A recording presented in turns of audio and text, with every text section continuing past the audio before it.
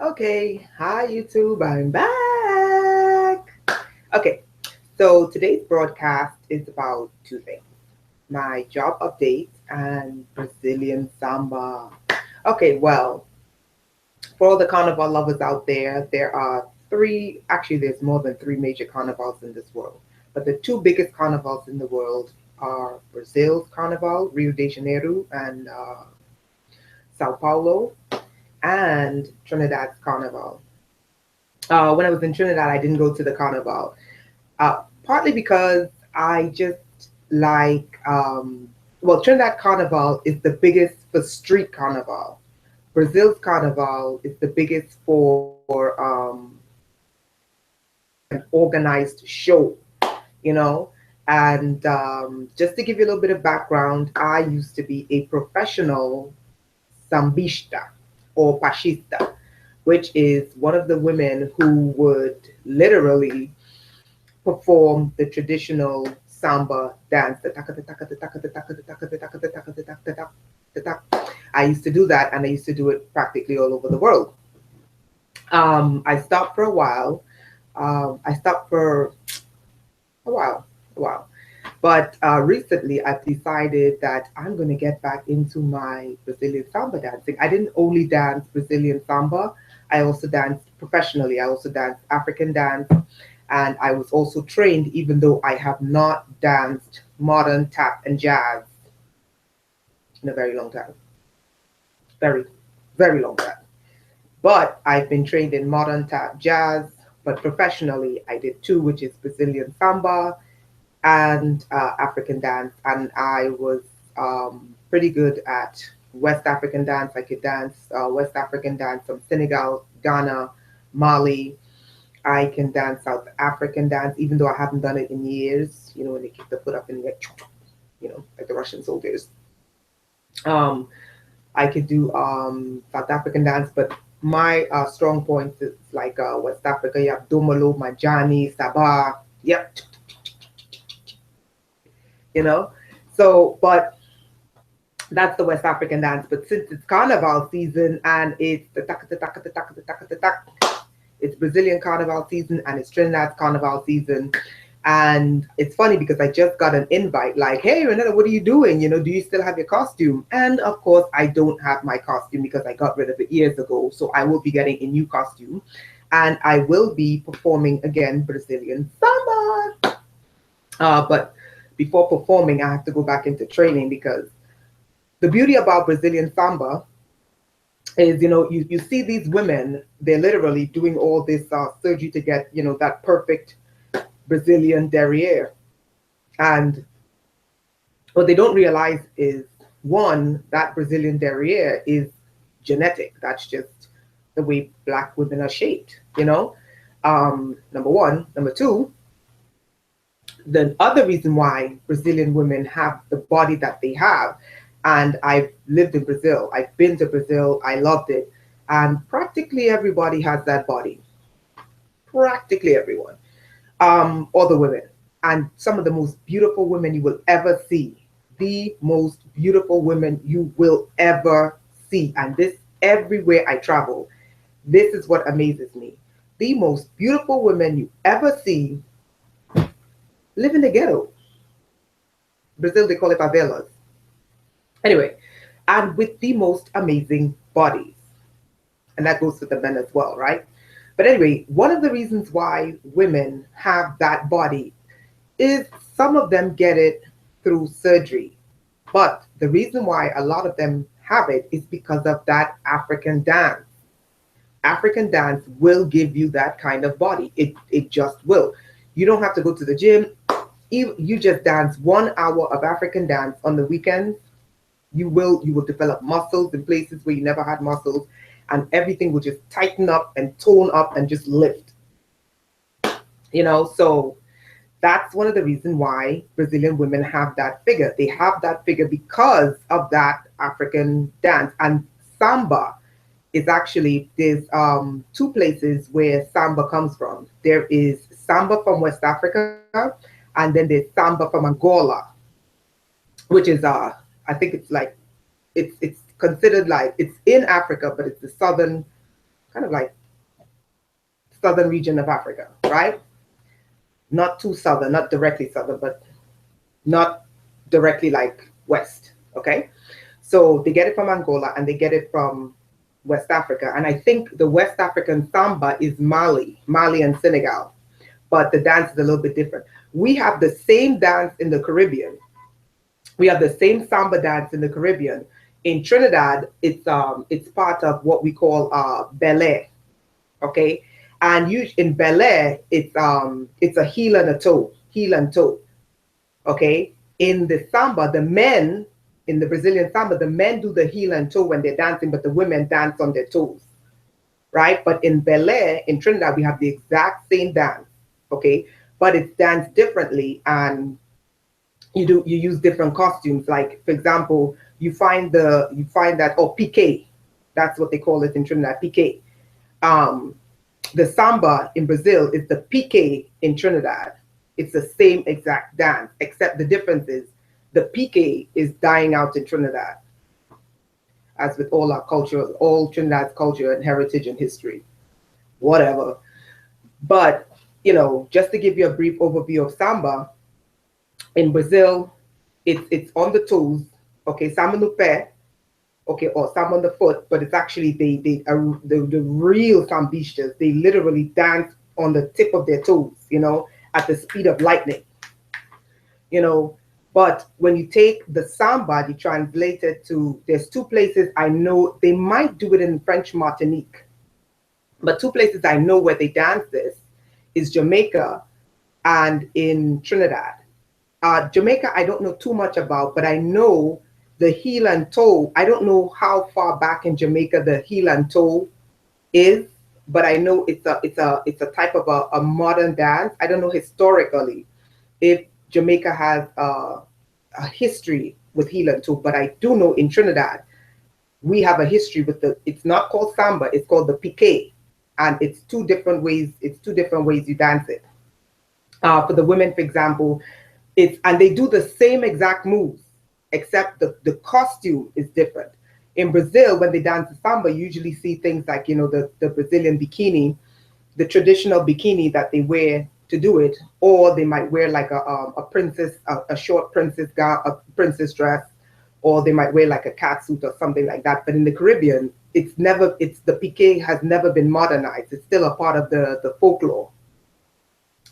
And in Trinidad, the way they do it is it's exactly the same as the samba. It's exactly the same, but it's a heel and a toe, heel and a toe, heel and a toe, and all the other moves are the same. It's a heel and a toe, but you put your hands on your hips and you move just like that, like you're moving in samba. You know, it's the exact same thing. And the men do the same thing. It's a heel and toe, but the men in samba, they call malandros or crooks. And in the piqué, it's the same exact culture. It's amazing. But in Trinidad, it's folkloric. And in Brazil, they modernized it. They modernized the traditional, that African samba, because that's where the samba comes from. And there's an actual African rhythm called samba. It's an African dance. But in Brazil, they modernized it and they changed the costume. They modernized everything. It's fabulous, right? And why am I giving this brief presentation on samba? I mean, I'm not a samba historian, but I am going back into samba, but I want to give people a little bit of background as to, you know, the origins and the history of samba. And also, whenever people see samba, the first thing that comes to mind is half-naked women shaking their bums. And what they don't realize is, I used to dance professionally, okay? I was trained to dance tap, jazz, ballet, African dance, samba, which is an African dance, but Brazilian samba, which is modernized, because the Africans didn't dance in high heel shoes, right? And I will tell you this, of all the dances that I've been trained to dance, the two hardest disciplines, the most difficult disciplines are African dance, take any kind of African dance, and Brazilian samba. But people look at Brazilian samba and the only thing they see is just see half-naked women shaking their bum bums and their bum bums. In the Caribbean we say bum bum, in Brazil they say bum bum, or bunda, shaking their bunda or shaking their bum bums, right? But they don't understand how complicated this dance is. I mean, it is complicated. The amount of endurance you need, the lightning fast speed. You have to be able to catch the drum. Sometimes you have to be able to, and this is what I love about African dance and I love about Brazilian samba, is that you have to be able to anticipate where the drum is going. You understand? I like it more so in African dance because Brazilian dance, when they start the rhythm, you can kind of pick up the rhythm. You just have the stamina to keep up.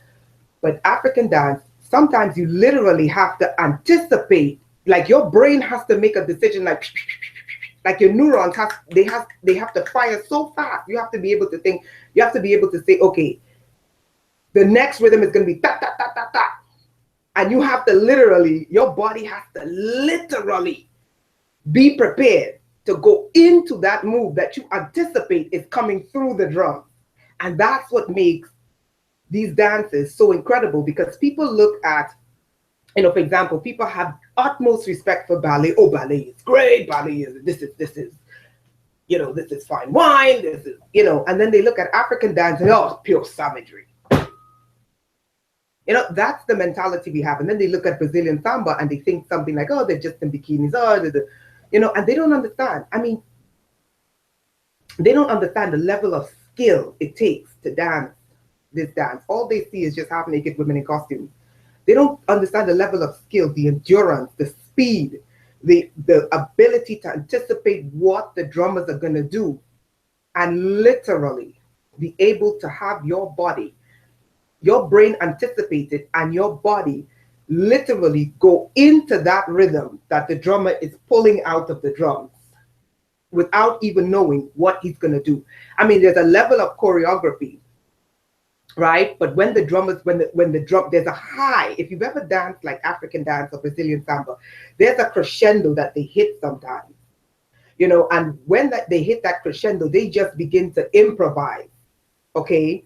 And you have to be able, it's like the real hip hop artists, or sometimes we call it, I forgot, I'm from the Caribbean, so we call it like real kaiso. Most of you won't even know what kaiso is, right? But like real calypso, where you improv.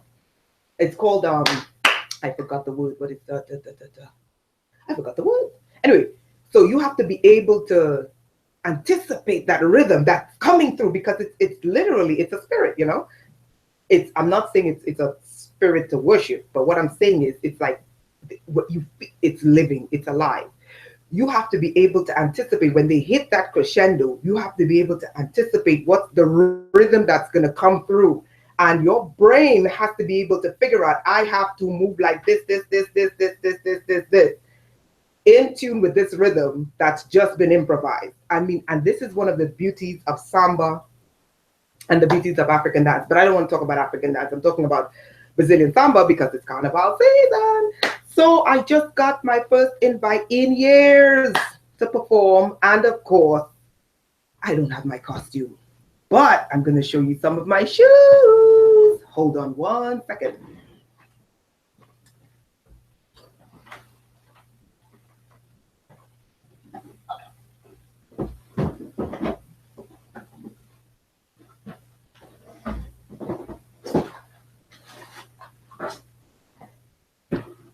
Okay, guys, so my first shoe is the classic Sambista Plataforma. Take a look. Okay. This is my professional shoe to perform professionally. It's not my training shoe, but it's my professional Sambista shoe. And this shoe is, this is the classic, this is not just a regular shoe. It's one of the shoes that you usually, when you're doing carnival in the Sambódromo, these are one of the shoes that you usually wear. So you see all the extra adornments on the shoes, the glitter. Okay, and I got it on sale. Okay, so this is a classic Sambista Plataforma or platforms, right? So this is for performing. That's one. And I'll show you the other two. Okay. this is a second classic plataforma, but it's the open toe. Okay, and I'll tell you the difference in the dance style with each of them, and how you can use each of them for some as a sambista or a pachista. Okay, and then this one,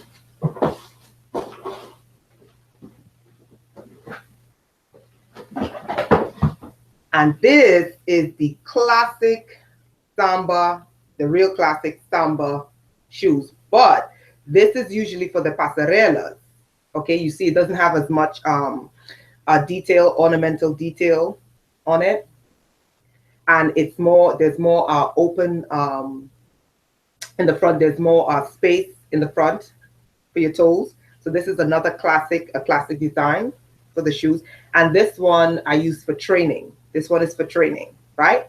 So I'll tell you the difference in the styles and the techniques. Like one of these, if you look at the bottom, it has a rubber sole, right? So this is you use for training, okay? And Samba shoes are supposed to be really, really light. So when you're buying a pair of Samba shoes, they have to be very, very light because of the movements and some of the athletics that Sambistas do, okay? Samba is not just shaking your bum. It's actually, it's a lot of athletics that goes into becoming a real Sambista. It's like, you know, you're performing like, it's like you're an acrobat in heels.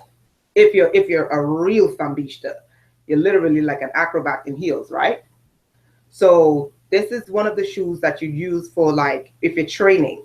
So that way, when you're training, because you could start off training with no shoes, right? I don't want to make this too long, but you could start training with like no shoes. And the reason why, but on your toes, so that way you learn to balance, okay? You learn your balance, okay, with no shoes. So your first training is usually with no heels on the balls of your feet. So you build up stamina in your legs, so your calves, your knees, and your thighs, and your bum bum, right? Because those are the main areas they're going to be using, right? So you start off, when you start off training, you want to train with no shoes, but just standing on your toes. So that way you can build strength. And what it does is it strengthens. This is why Brazilian women look the way they do, because of this West African dance, but they do it in heels. That's the difference. And African dance is already incredibly athletic.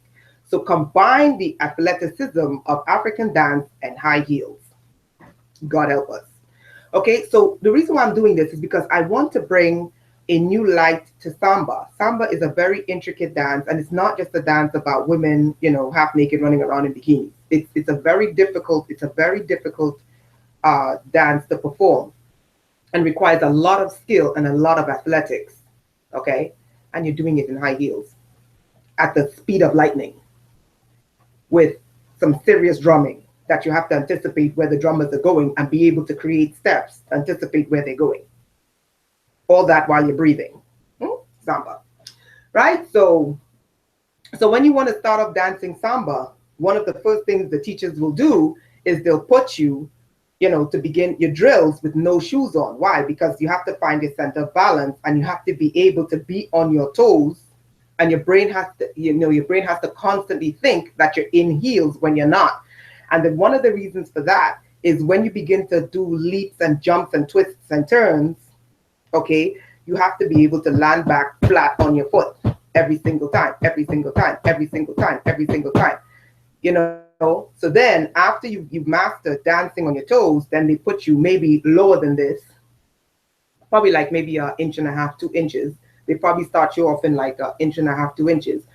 And even in 1.5 inches and 2 inches, you're literally still going to be higher than the back of the heel. So if this is ground level, you're going to be standing, when you first begin to train, you're going to be standing like this. And you're going to have to start drills, literally drilling like this. I'm watching the time, right? You have to literally start like drilling like this. So this is the floor, right? You're going to be drilling like this. So on your toes, in heels. Samba's not easy, right? So the beauty of this kind of shoe, this one with all the open, let's see, all the cutouts in the front, is that this kind of shoe is very easy to perform some of the more difficult steps. Okay, and it gives you a lot of leverage when you're dancing and you need to make like spins and turns and stuff like that. And at the bottom, you have a really good grip. Okay, this one has rubber at the bottom, and the reason why this is good is because when you're training, you want that really, really, really good, grip at the bottom, right? Until you've mastered, your grips and stuff like that. Be able to grip them and in your shoes, stuff like that, right? Okay, so if you want to start out and you want to start out in like, open with cutouts, a lot of cutouts, that's a good place to start, as opposed to closed toe shoe, which is from the more advanced Sambishas. The second one is, hold on.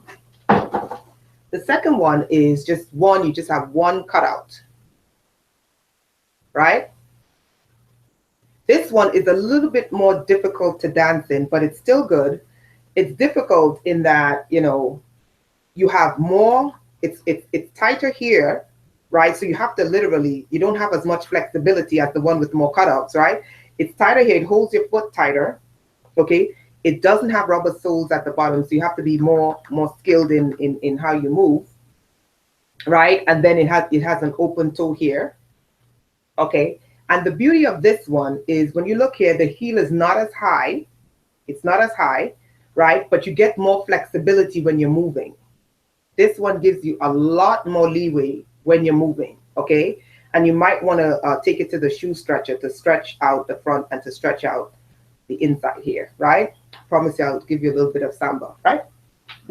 And this one is when you are, this is the one you're going to see most Sambishas with, the closed toe and maybe a strap across the front of the ankle or an X pattern across the top of the foot.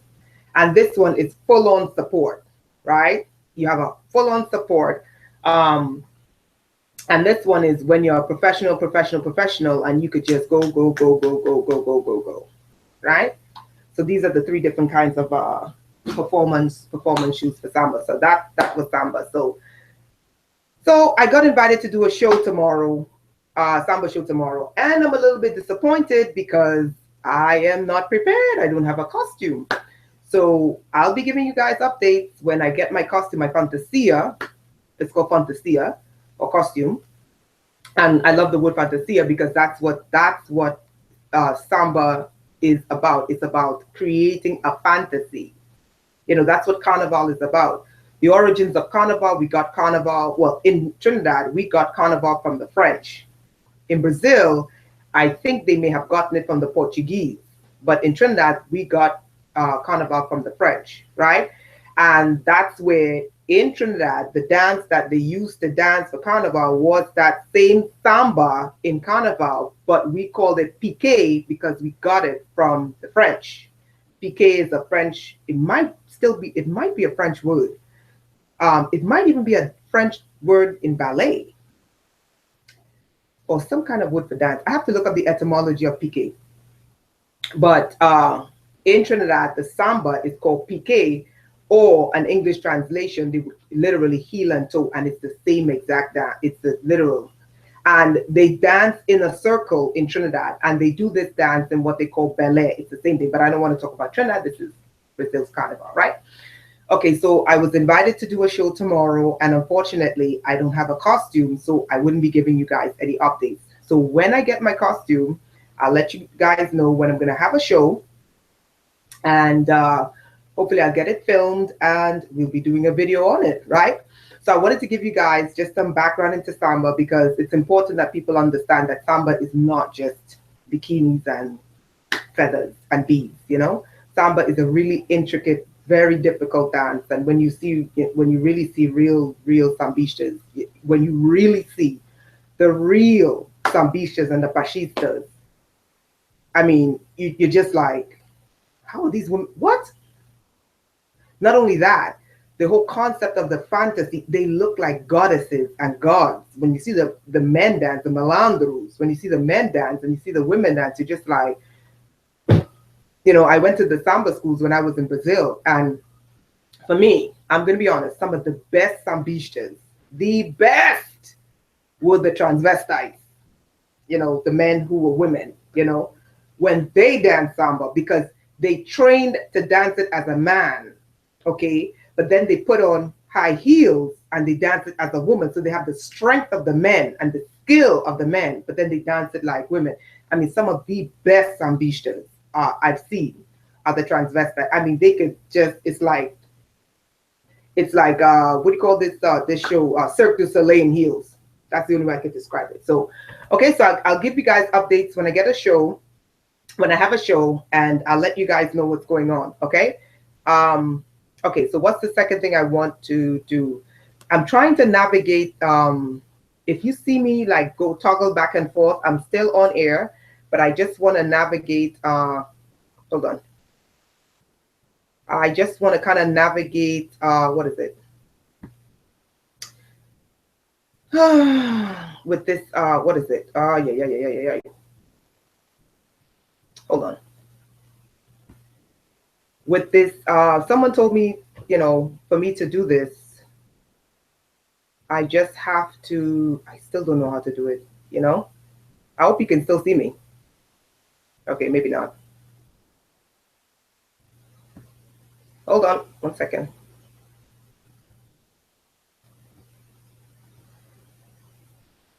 Okay, I'm just trying to find this crazy, I'm trying to work, you know, what is it? I'm trying to work the chat. Okay. All right. So the second thing I wanted to give you guys an update on, I still haven't figured out this chat. Why didn't Google just integrate the live chat with Google Hangout? I mean, why do you have to toggle back and forth?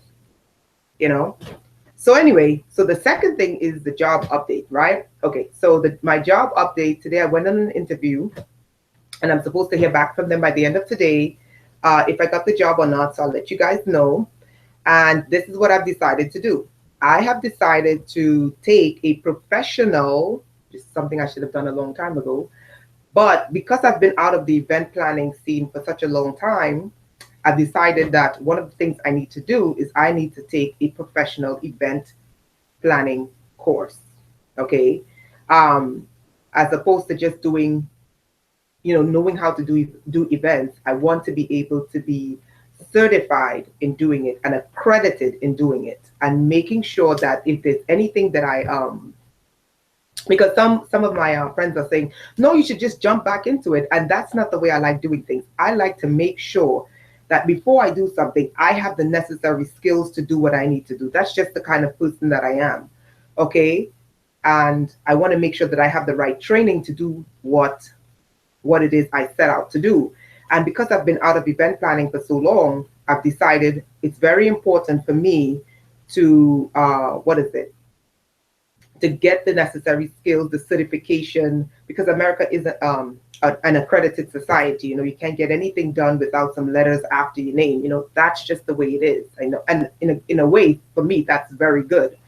Okay, because it shows that you dedicated yourself into. It shows that you disciplined yourself in learning your field, right? So job updates. I went on an interview today. I should be hearing back from them to see if I got the job, and I'll let you know about that. And in terms of event planning, I've decided what I'm going to do is I'm going to take an event planning course and become certified as an event planner. So that way, if there is something, just in case there's something that I don't remember, or skills that I need to brush up on because it's been such a long time since I've done an event, this course would help me to recover whatever I lost and to learn whatever I need to learn. And also, it's one event planning, project management, industries are always adapting and changing, and they're very forward thinking. So a lot of things that were done like 10 years ago may be out of date in 2017. So I just want to make sure before I jump back into this field that I'm up to date, I'm prepared, I have the proper skills, I have the proper training in order to do it. So regarding event planning, I will let you guys know. And when I start taking the course, you guys will be the first to know. Okay, so that's my video for today. Okay, I'm still trying to figure out how to do this live chat. It's, you know, I was told Okay, go to your Facebook page. Okay, bear with me. Go to your Facebook, your YouTube page. Let's see here. And I was told that I should be able to find the video here. I still don't know how to do this. I really, really don't know how to do this. Okay, let me see. Maybe it's Video Manager. Just give me a second. Bear with me. I'm trying to figure out this thing, right? Okay, no. Maybe it's here.